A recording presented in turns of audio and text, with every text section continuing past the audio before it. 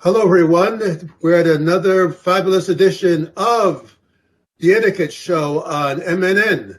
And we have an amazing guest today, Sabrina Swenson. We're going to talk about her insights and experiences at this fabulous show today. So take it away, Santosh. Sabrina Swenson. Change often comes in on cat's feet, arriving unexpectedly and through unlikely messengers. In the fall of 2021, the resonance of a single phrase from a prominent editor reverberated within her. I do not accept a binary choice. Although uttered in a context unrelated to sexuality or gender, those words penetrated her heart at precisely the right moment. Immediately, she embarked on a physical and emotional journey, expressing a truth that had long simmered within her. The recognition that she is a woman, guided by the support of her therapist, medical providers, and the compassionate HR team at work, she accomplished a lifetime's worth of self-discovery in less than a year. She emerged in the public eye, embracing her authentic self through a courageous and public transition. Remarkably, during this transformative period, she applied for and earned a promotion in her professional life, aligning her career with her newfound personal authenticity. In the midst of her journey, serendipity led her to an unexpected love story. She connected with an incredible woman also navigating the path of transgender identity. Despite the unpredictability, their love blossomed, culminating in marriage. Their union defies societal expectation and exemplifies the beauty of love transcending conventional boundaries. Advocacy takes on a profound dimension when it's not just about being a supporter, but living a life exposed to the public eye while remaining deeply personal. She is grateful for the opportunity to share glimpses of her transformative experience, to let others know that embracing one's authentic self doesn't necessitate adhering to a binary choice.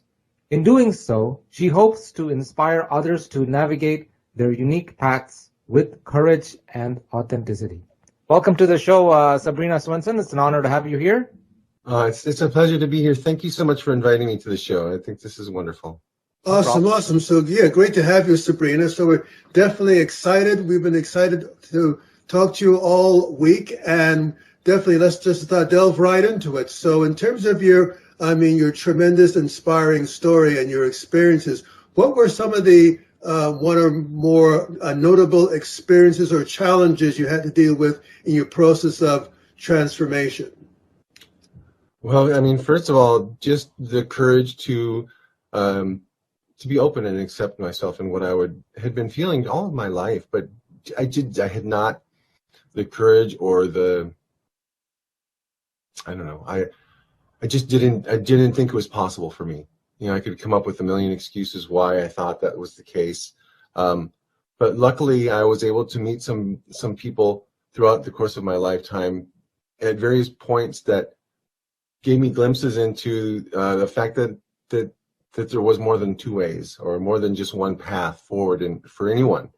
And certainly the world we live in today is a lot more open and speaking clearly about the fact that life isn't a binary choice. That day when we were talking with some editors at Marvel Films, and we were going into the situation where we were literally having to propose to them kind of a binary option.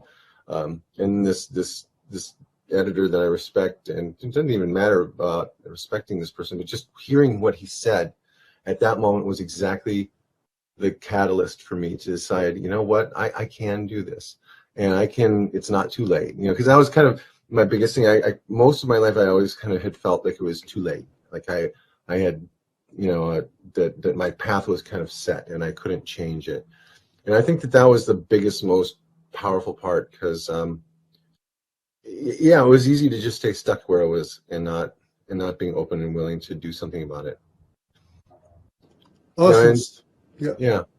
Yeah, so definitely. So I guess one of the experiences that you had is that it's never too late. Once you feel that the time is right, that you just go for it and go with your feelings rather than thinking that it's too late to do some sort of conventional standard of what's too late. Yeah, and it's funny because I participate in some forums and things like that, and looking for other people that whose maybe experiences somewhat similar and so forth. And it's so funny to hear people of all ages kind of say the same thing, like, "Oh, it's maybe too old to do this," or whatever. This whatever restriction or self-imposed limitation we put out there, and that's I think one of those key things: a self-imposed limitation. I This is my life, and I get to live my life the way I choose to. And not be forced to conform just because. And it's funny, I've met so many other amazing women that have transitioned at all ages, some very young, some very old, and we all fit in because we're being ourselves. Awesome, awesome. And in terms of your own personal experiences, did you get some sort of support or a lot of support from your family or colleagues or friends? Or how was that sort of? Because a lot of times, sometimes I find that in terms of when you're being, transgender and that whole transformation, sometimes you get great support and sometimes there's resistance. So how was that process for you? It's in. I live in California, and so from a state perspective, I'm in a very fortunate place. However, my family is split. My immediate family is not comfortable with my life, and it's challenged right now, and that's unfortunate. But I guess I remain hopeful that maybe with time that will change. However, I have a number of amazing family members, cousins, aunts, uncles, that are incredibly supportive and have stood by me throughout this entire process, even when other relationships have been challenged. And that's I've heard some things said that really confuse me too. Like, I had one person very close to me say that it would be better off if I was a gay man instead of a transgender woman. And it was a woman that had said this to me. And sometimes when I hear those kind of comments, I feel, again, this is my own projection, but it feels like, is it because people are so disrespectful towards women? I don't know. It's a really weird spot for me because I don't understand that notion. I have always, in my entire life, and it's kind of one of my other kind of things, is that I've always had incredible respect and appreciation for the strength of women, and I just have felt like that's weird. That's a weird comment to me. So yeah, it's been a mixed bag. But again, like, professionally, the company that I've worked for has supported me. Well, and this is maybe an interesting point too. It's never been a thing at work. I worked, as I said, I worked with my HR team, and the main HR administrator had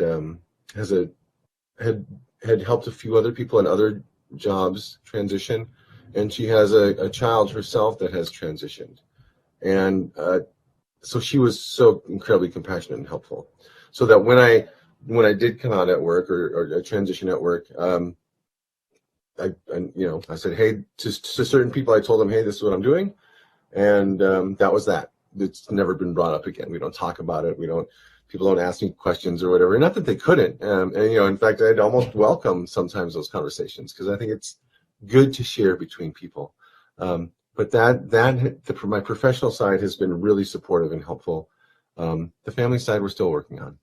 Awesome, awesome. Well, it's good that you're having a supportive work environment because, it could be definitely terrible to go to work and people are like, you're getting all sorts of weird prejudicial mentality. But the fact that you're not like in a situation like that shows that you're working in an environment, sounds like it's relatively progressive and being in California, maybe.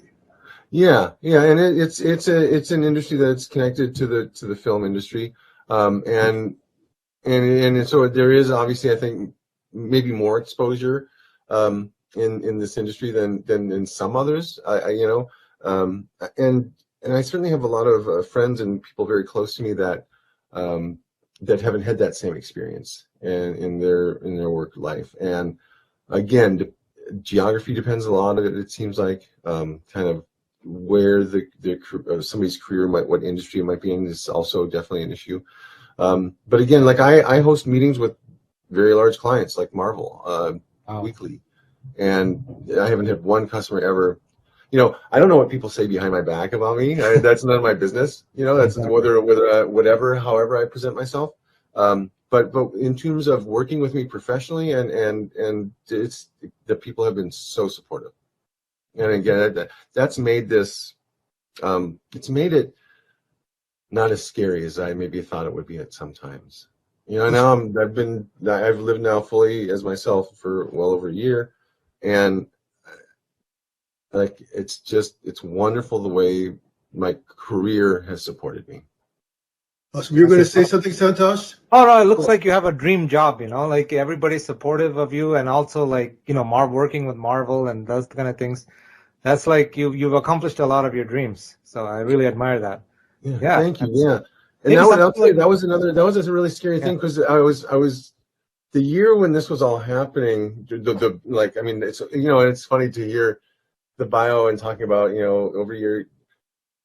Every day is a new part of my journey. Every day is a new part of my transition, and so it's not like it's done or anything like that. And it's a constant work in progress to be myself, and sometimes unlearning some of the gender roles that are often learned behavior in our societies.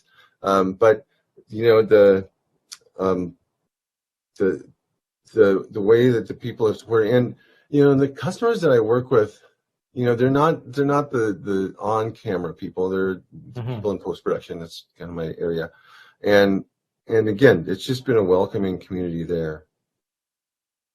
That's what I was wanting to just say, that and during this, there was a new job that was an option for me to apply for at work, and I really wanted this new position, and originally it was going to come open like in March or April, and then it ended up not being posted until late August. And during that time I was, what do I do? Do I wait? Do I transition and go forward? How to handle that? That was a very scary, because like I said, I needed to have this position. I needed to change the position. I really wanted this job. And I was terrified whether or not I should transition before or after. And on the one hand, I felt like it wouldn't be authentic to go and get this job and then transition into it. But rather, but at the same time, I felt like I didn't want to in any way reduce my chances. And that's another one of those areas where my HR professional at work really helped me navigate that. And she said, we're not hiring you because of your sexuality or your gender.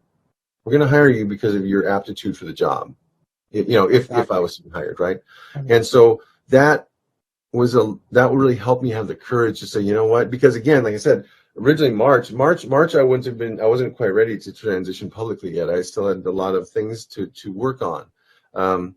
But by August, I had to. I mean, I couldn't live this kind of split life anymore. For me, that was very difficult. And I just had to do it. And so I was like, okay, I'm going for it. And they'll either hire me for my skills and talents, or they'll do something else. And there's never a guarantee with getting a job, right? It's not given. And it was a very, very rigorous interview process. I had 8 interviews for this position. Wow. And with some very, influential people kind of in not only at our company, but a couple of people that are connected to our company, but are external.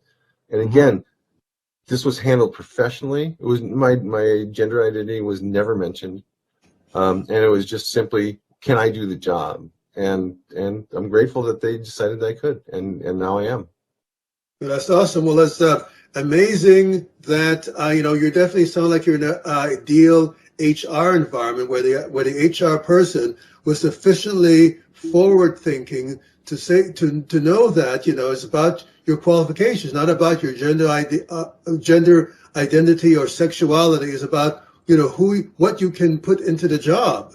And I think that will be inspiring to many people who are transgender or people who are thinking of transitioning, that yes, there is places like that people are forward thinking. There's no need to just be in a state of fear and paralysis, and that you're inspiring people to go for it and not deal with whatever prejudices that come from it, on their own time, I guess. Right. And I reached out, I did some, Googling and so forth on looking for people kind of at my career level and age, to see, because again, at first, like, I'm the first person to, no, I'm not even the 1 millionth person to do, this is not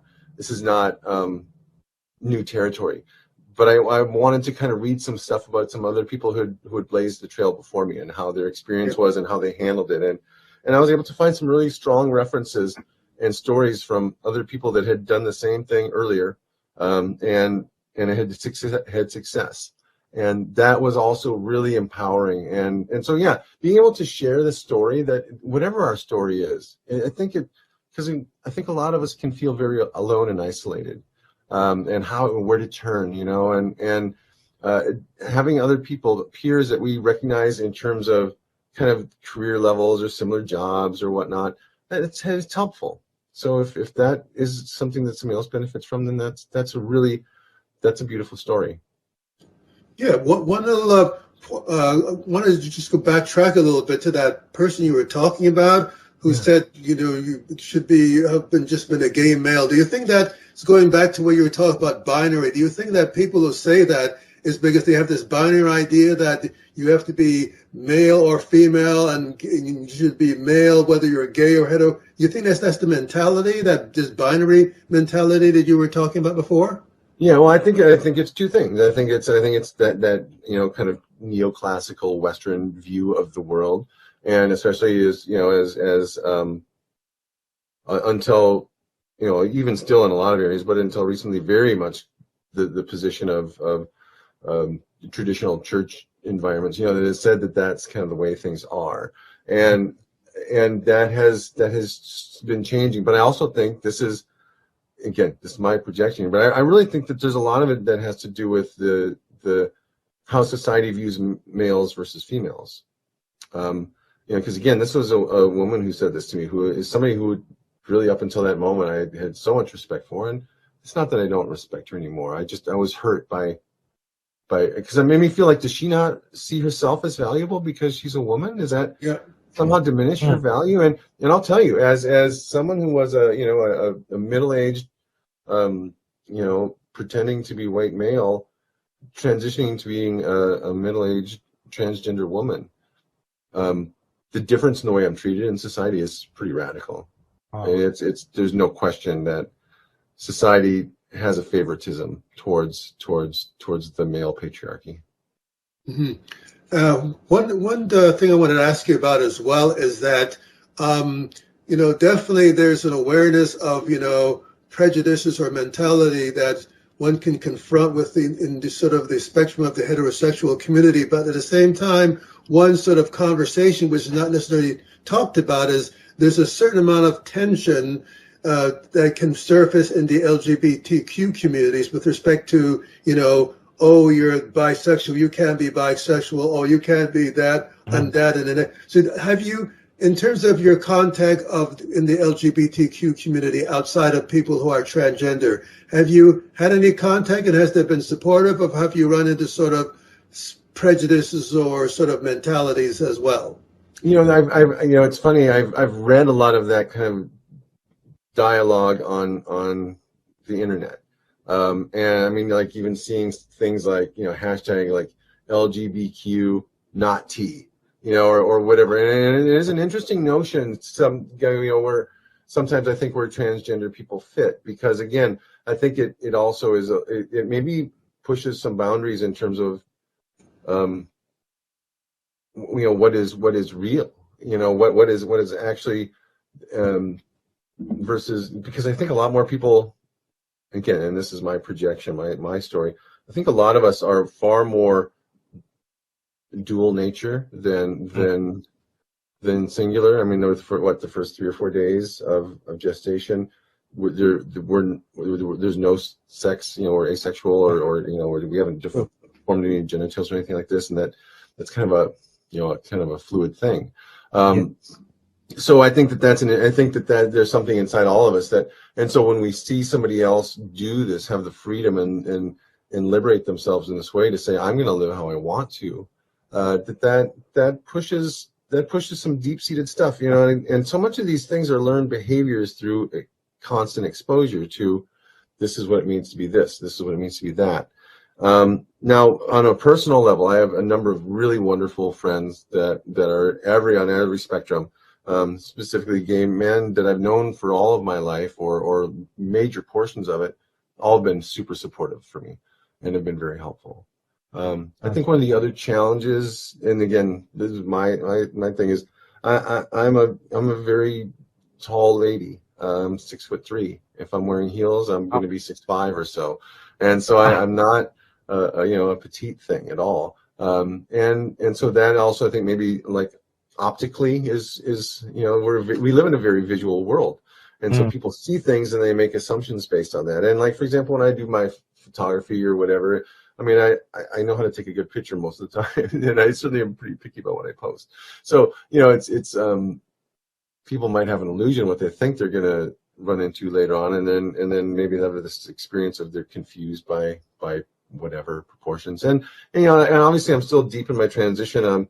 And one of the things I'm still working on is learning how to speak better in a way that's maybe more feminine, or at least in the way that we associate with femininity. Being misgendered on the phone is a constant challenge for sure. And I try to be understanding of that, because again, people are expecting a certain thing based on, and so when those boundaries are kind of messed with or played with, people can sometimes have a hard time figuring that out.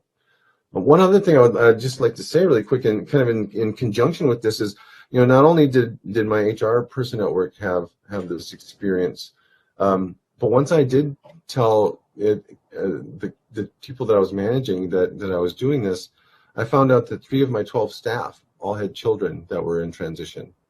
And I thought that was really incredible. And they're spread out throughout the country. They're not just in California.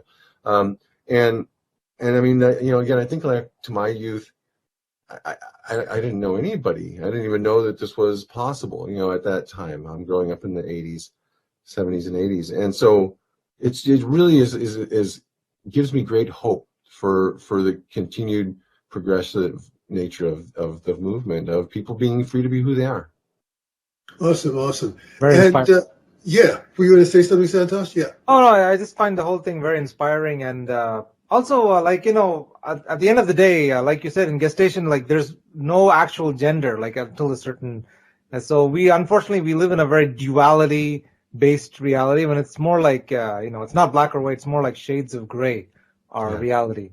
And also the soul has no gender, right? Like when you embrace real spirituality and higher understanding. And unfortunately, I think people still are a little bit stereotypical in their views, maybe because of their upbringing as well, or the religious. Right. And again, just the. I joke with all my women friends now. I say, "What's up with pockets? Why can women not have pockets? Like, we're not allowed to have pockets in so many of our clothing." And it's kind of and immediately all the women I say that to chuckle, because there's like this connection. Like, okay, they get it on a different level than just trying to whatever, right? I mean, the difference in terms of what I'm expected to do or know or behave, these are somebody else's expectations that are placed on so many of us forever, because of we must do what was done before. And it's funny because you mentioned duality. I'm very much a product of a classical Western world. That's the education system I grew up in. It's the communities I grew up in. It's most of the jobs and careers. So I see the complexity of that. A funny similar thing is, at one point in time in a previous relationship with a wonderful, amazing woman who has children, we were both kind of anti-traditional, and we were getting ready. It was getting towards this time of year, and I was like, well, let's not celebrate Christmas with your kids. Let's do it later for these reasons that I had. And I mean, it was like it was such an immediate and emotional gut reaction that we couldn't do that we had to do the way it's supposed to be, because otherwise her kids would feel awkward or somehow left out at school. And I was like, see, that's one of the big holdups, isn't it? Because we project this thing onto people, and if we're not normal, then somehow we're going to be ostracized. Rather, it's how much more enlightening is it to just be able to accept that we all have a different viewpoint on things. I remember the first time I heard the notion of a twin spirit. And there was something that when I heard that term, I just immediately just went, it just resonated in my heart. Like, whoa, what is that? What? Because that's really that I feel that way, and I was really blown away by this notion that I wasn't alone again, that this is something that's been in society for as long as humans have been on this earth. That there isn't just man or woman, that sometimes there are things in between. Yes. And again, I look for those similarities in our global cultures, the global mythos that are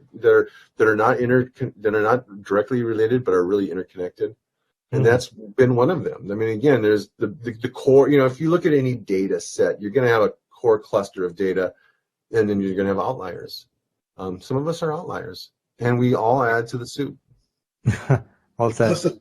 Isn't the two Santas, isn't just a little question, isn't the two spirits come from, is part of Indian culture and Herja culture, the two spirits? In Indian culture, especially in Hinduism, they really embrace that ideology even more than Christianity, I find. And they understand, like, some people are born that way too. It's not like, some people have, two genders just by birth. So how do we, so God, or whatever you believe in, is creating us special for a certain reason, right? And which I find, it's definitely in the Indian culture, and I think it's also in the native culture as well, the American native culture. Yep. So definitely we can learn from all of these spiritual beliefs, and definitely, as I said, the soul knows no gender. So yes. So hallelujah. That reminds me the first time you said that, and now again, it reminds me very much of the movie Cloud Atlas. Oh yeah. It's one of my favorite pieces.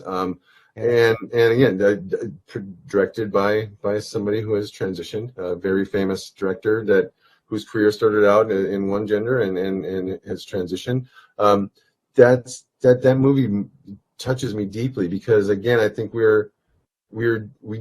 I mean, this is my personal thing. I feel that we do these generational or lifetime over and over again lessons to work things out and be and to elevate ourselves on a new way, and so again, I'm so grateful and so thankful that I have chosen to respect myself enough to do this and not live a life where I was like, no, it's too late. It's not. You know what? Today's the youngest I'll ever be. That's good said. Well said. Every day is the youngest day I'll be for the rest of my life. And so it's never too late. Amazing, again, there's so many amazing women throughout my life that have taught me. And I was at a meeting once, and this woman walked in, and she was 80 years old. She goes, you know what? Today's a good day to reinvent myself. Aww. And the younger me at the time was, this old lady. No, she was the youngest she was ever going to be that day. And she did. And she keeps doing that. And isn't that empowering to know that we're not stuck? I just had a conversation with my wife and a dear friend yesterday, and we were talking about this notion that our purchasing habits, as looked at by like corporate marketing advertisers or whatever, are pretty much locked in at a very young age, 18, something like that. We kind of, if you're going to drink Coke, you drink Coke or Pepsi, right? And I love being able to shake that up and say, you know what, I can reinvent myself today. Today I'm going to become a water drinker. Whatever it is, we can always change. We can always have that option available to become who we want, who we see ourselves as. Yes. Well, definitely. I mean, being able to, embrace that idea of change and reinventing yourself as a whole perspective of having an elevated consciousness, being adaptable, being open to your own personal exploration and transformation in terms of your own identity without necessarily conforming to some script of what society thinks you should be at a given time. Yeah, that's just it. Again, it's where does this notion come from that I have to be anything?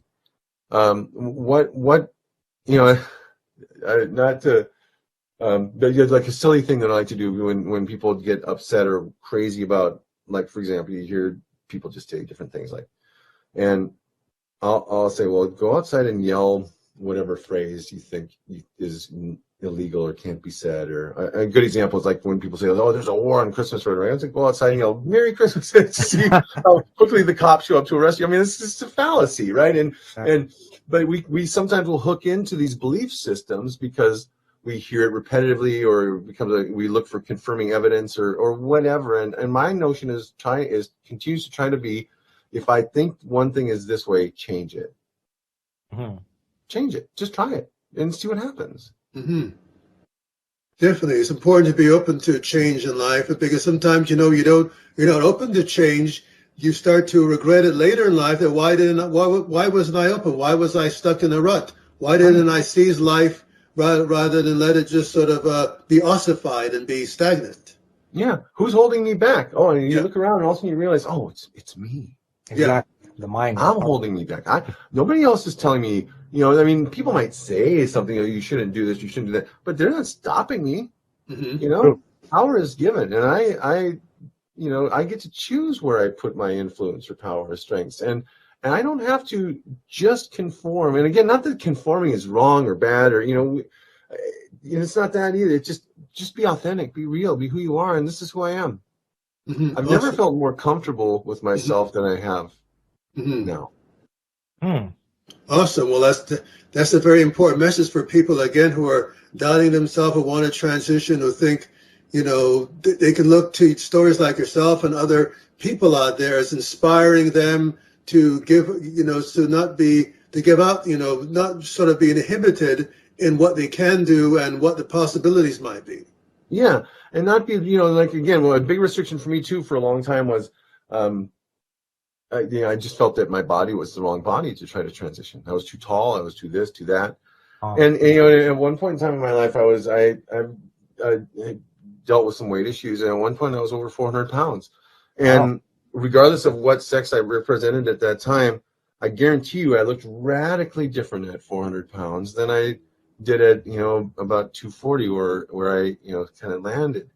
And it had nothing to do with gender. That was just just how I looked. And so this notion that I can't look some other way, is again my restriction that I had placed on me. It wasn't, I remember the first time I walked into a store to start buying new clothing instead of just ordering them online.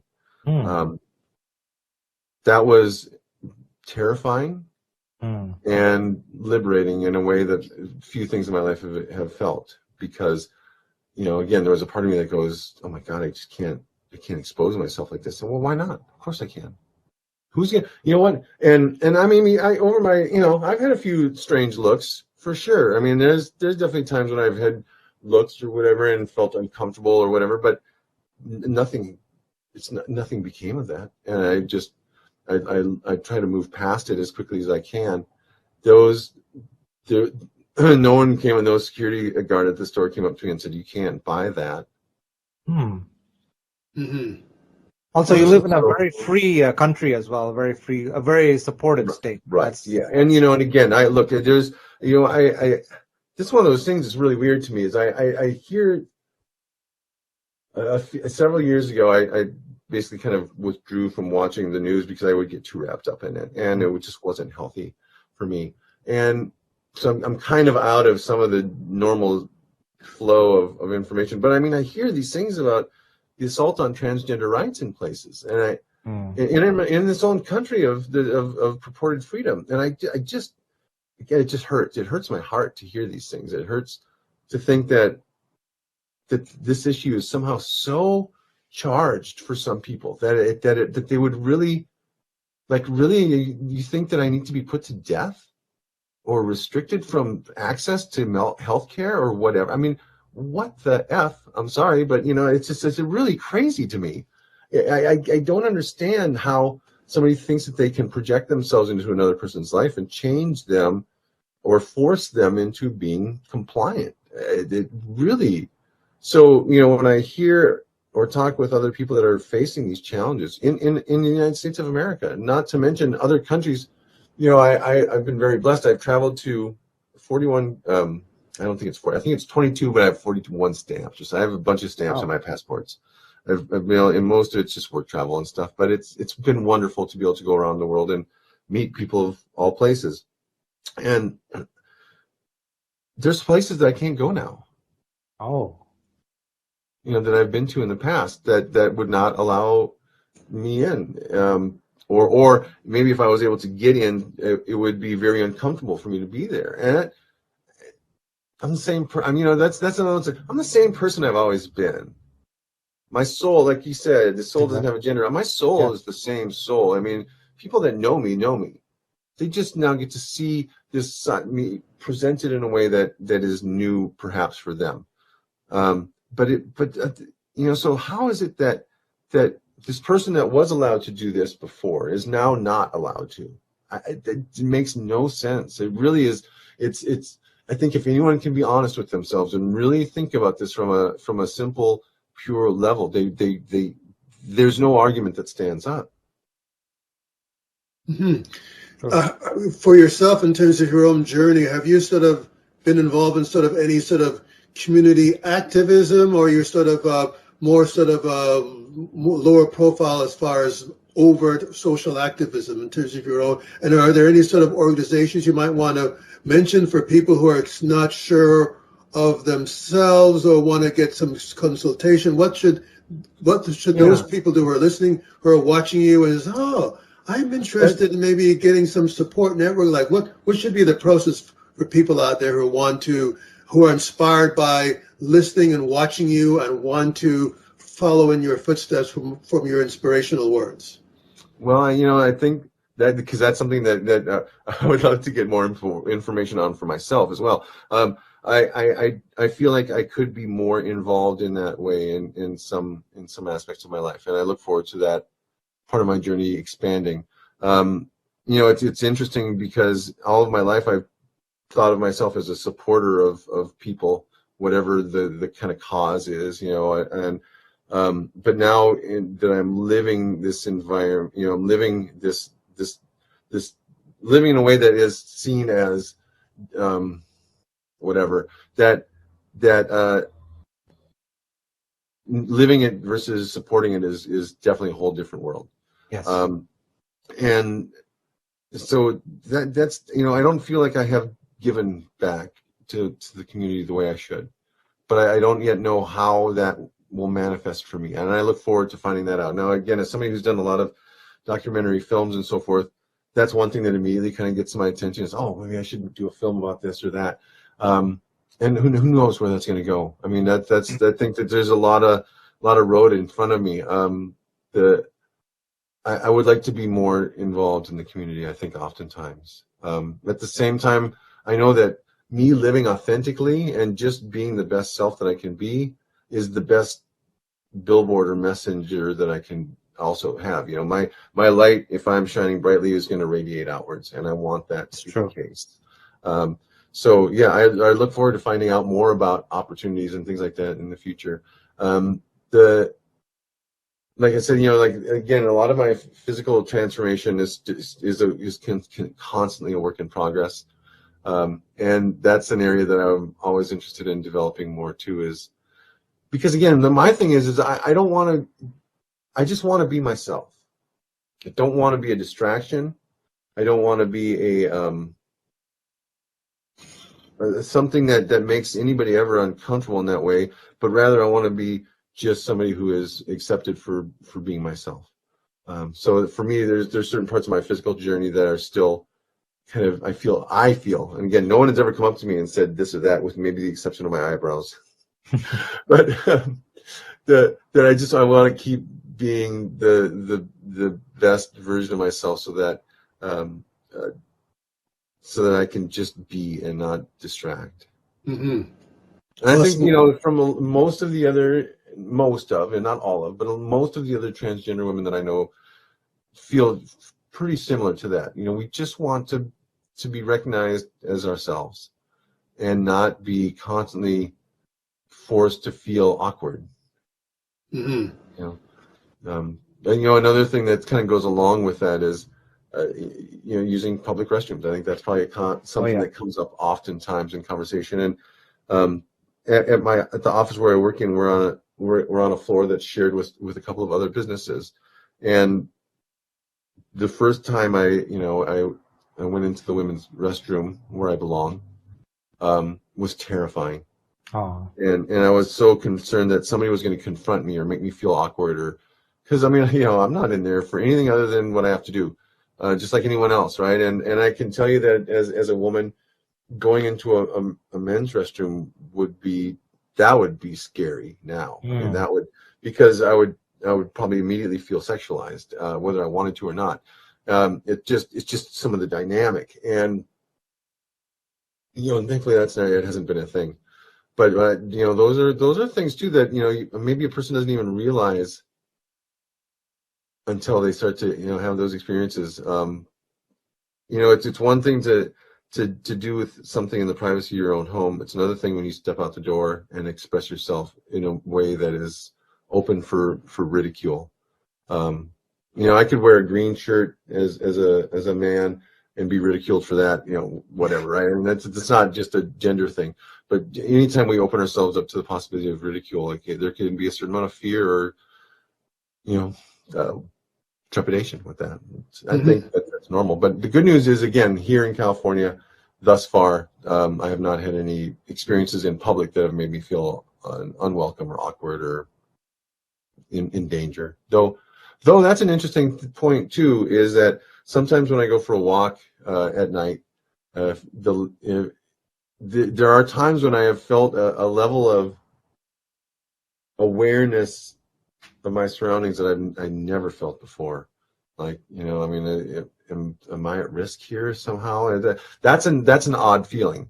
That's even as a 6'3" woman, that feels yucky, and it makes me again really have a lot of emotional compassion and a certain amount of anger at how so many of my women sisters have had to live their lives and do every day, like this notion that they're not safe. Mm-hmm.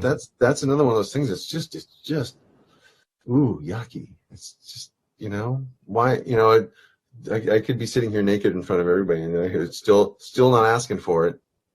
That's just it's weird. That's something that's been an interesting experience. I guess if you're transgender, you have to be hypersensitized about your security, always making sure that your environment is secure and that there's no potential threats out there. Definitely it's good that you're in a positive, progressive environment as California, but I guess that's in the back of your mind, making sure your environment is secure. Yeah. And again, California, yeah. But it's funny because on an individual level, people here are as diverse as anywhere else on this planet. I mean, there are definitely times where I felt like, okay, I can just tell that this person they're not comfortable with my very presence for whatever reason. And again, it's never been a thing or whatever. Well, the other night actually at a 7-Eleven, these guys were making really rude comments, but they, with the exception of that, no one's really been boisterous. But yeah, and again, I'm a 6 foot. I'm a big gal. Some of my other more petite friends, they have a level of security concerns that's probably even more intense for them, because again, there is a certain notion that we're just objects, and here for somebody else's enjoyment or pleasure, and that's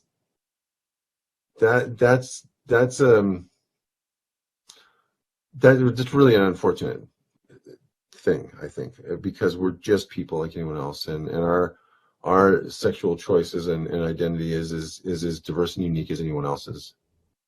So with that in mind, one thing that sort of touches on one area, in that some people who are transgender, they complain about the guys who are like fixated, or in the other extreme, they're just like fixated on people that call them the chasers or whatever and stuff. Have you ever had any experiences with feeling objectified by these kind of chasers? Yes, all the time.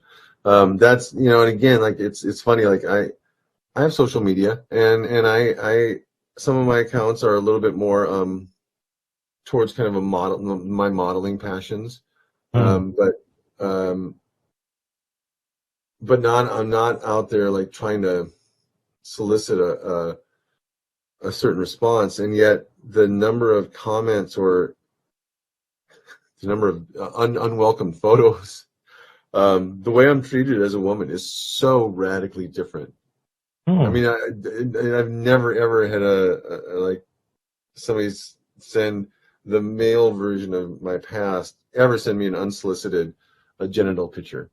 I mean, I don't know. I've had a day where I haven't had one since transitioning. And again, there are people out there that, I mean, I have no idea who these people are. I don't know them. I haven't met them. They're maybe somewhere else. But they feel the need to behave in that manner. And that's awkward. To me, I kind of, again, I've been living this way long enough now. I can almost kind of laugh it off, but it worries me because, again, it's like, okay, I have a certain level of life experiences, but somebody else might take that in a really damaging context. I feel like I can handle it and move on, no problem. But some people, I think, I think it becomes it's dangerous. And yeah, these, and it's funny, like there's this mentality that we have a singular purpose, by our very existence. And that's not the case. Again, transgender women, we're just as diverse in our needs and wants and desires as any other group of society. I think it's silly to think that one group is so X or so Y or whatever. That, again, coming back to that whole notion of binary choice, some days are better than others.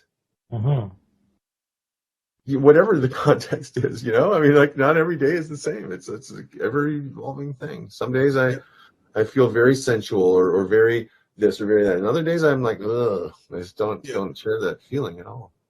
Yeah, I mean, there's definitely a diversity on all human beings, including the transgender community, ethnicity, in terms of ethnic, cultural values, in terms of their sense of gender, identity, all sorts of how they feel, how they want to be treated by different people sexually and otherwise, what they think is appropriate. And a lot of people stereotype and think that transgender is just one group, and even if they feel supportive, they still have a prejudicial mentality in terms of the diversity. They're just like not sufficiently educated, maybe. Do you think that's what it is with some people? Yeah, and again, I mean, I think that there's a lot of just sexuality around the notion of transgender on some levels. Again, in people's, I think a lot of especially male exposure to transgender in the beginning is probably primarily through erotic or sexual areas, or that's connected to that somehow. It doesn't have to be only pornography or anything like that, but it could be just whatever, the first time somebody's exposed. And so through that, I think that again fuels this mythos that we're all one way or we're all the other way. Again, I'm married to a beautiful, amazing transgender woman. Her and I have a loving relationship that's based on her and I, not based on a stereotype or a role or an expectation. That's again not what maybe people assume at face value. It's funny. This is my wife. And people are they don't understand. They're like, well, wait a minute, but wouldn't that mean? And it's like, stop trying to piece your projection of what our lives are supposed to be like on us.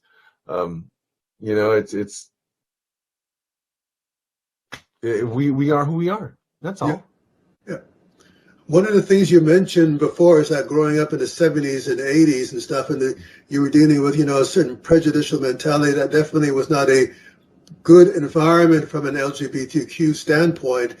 Do you find that, as in terms of growing up in that era, that in your own, while you were in transition, there was mentalities or socialization that you had to sort of, dismiss that caused sort of a resistance to certain views in terms of your transition, that you had to say, okay, that's because of I grew up with that in the 70s and 80s. That's why I'm thinking in a stereotypical way. Or was there any of that involved in terms of combating your own sense of socialization?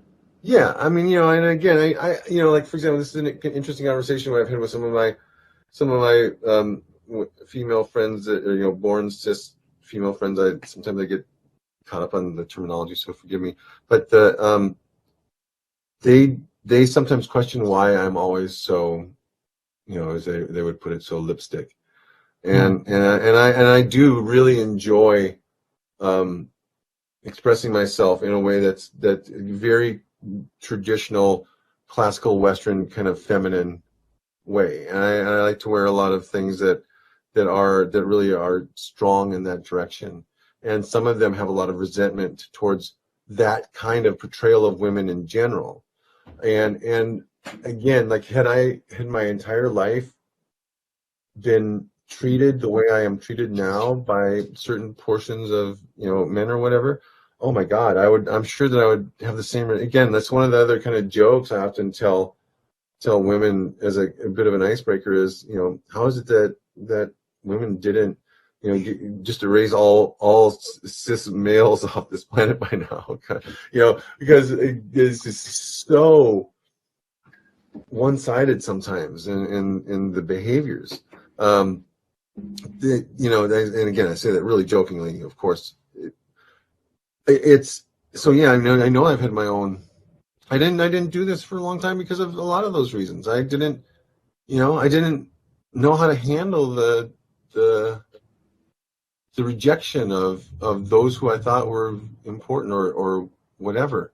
And I have a cousin who unfortunately passed away in the early 90s during the AIDS epidemic, and he is a beautiful, amazing person, and I miss him tremendously. And it breaks my heart that John lived at a time when he was not accepted, and he was not. I mean, the family was very split over his very existence, especially once it was known that he had AIDS, and it just broke my heart. Like, how can we turn our back on our cousin? How could somebody want to behave like that? And I mean, we have treated people so poorly in this world. Treated people just with absolute disdain and better thanism and domination, and it just, I really don't, that part, that's really I have such a over that. I don't get it. I don't understand how we have thought that this was okay, how we could say one thing out of one side of our mouths and progress or say something about religion or whatever, and then at the same time hold a whip in our hand or a gun or whatever and point it at another person and shoot it. I just, these things are so like grating and gross and disgusting to me. I don't understand how our society has gotten away with this for this long, and certainly now having the opportunity, now living my life. It's confusing to me how people think it's okay to treat somebody else different. Period. It's not okay. Yes. So, Sabrina, is there any last comments you wanted to make before we sign out? Just I would like to express I would like to express my gratitude to each of you for having me on your show. I really appreciate you for promoting conversation, because it really starts to me with conversation and being open to listen and hear each other. And then from there, I would just really like to encourage anyone that's watching or listening to not live a life of fear, Yes. But live a life of openness and acceptance, however that works for you. Exactly. Don't let me tell you how to be. Don't let any of us tell you how to be. Be who you are. And know it's never too late to be yourself. Ever, never, ever. It's always a good day to start over. Fantastic. Be who you are. That's definitely important, sort of, for anybody, to be true to yourself and not be dealing with, be constricted by societies and your own sort of prejudices, which are going to prevent you from blossoming into the true self that you are. Exactly. Yeah. Again, it's one of those things where I got to a point in my life where I was like, you know what? Anything that I'm afraid of, I'm going to do. Because that fear is, I impose that on myself. It's not real. It doesn't exist. I did that. So I can undo it. Awesome. So that's, thank you very much for coming on the show. Sabrina, you were very inspiring today and stuff. And, I think a lot of people who are, whether they're transgender or whoever they are going to learn and be inspired in terms of having a sense of gratitude, a sense of positive sense of self of who they are, and to take a hold of that, seize the opportunity in life to do something positive and not be restricted. So thank you very much for coming on our show, The Etiquette Show, Sabrina, today. Thank you very much, Sabrina. Thank you very much, Santosh. Thank you. No problem.